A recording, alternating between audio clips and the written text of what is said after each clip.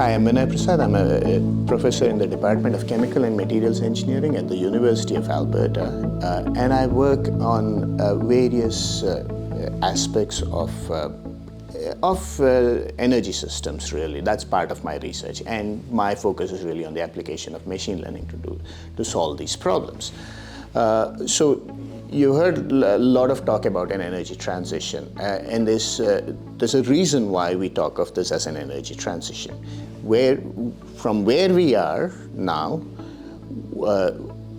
we want to get to what's known as a net zero condition. So what does net zero mean? Net zero means that we have moved our energy sources away, our energy production away from things like fossil fuels that actually create CO2 that leads to warming of the climate.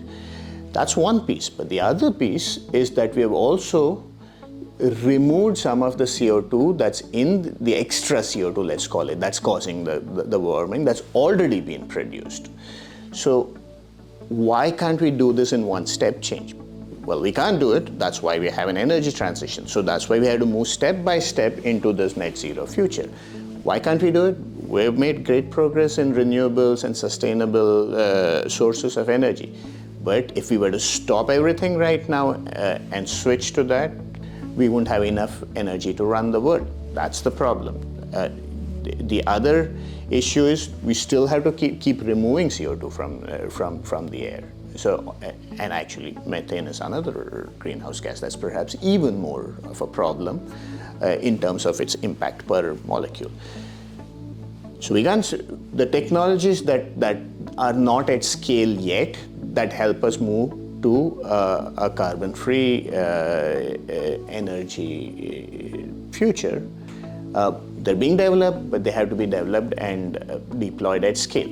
That's where we want to be. We're not there yet, but we slowly, or hopefully faster than slowly, we get to that by making a change. So that change is a transition. What we do today will not be what we can and will do 5 years down the road or 10 years down the road.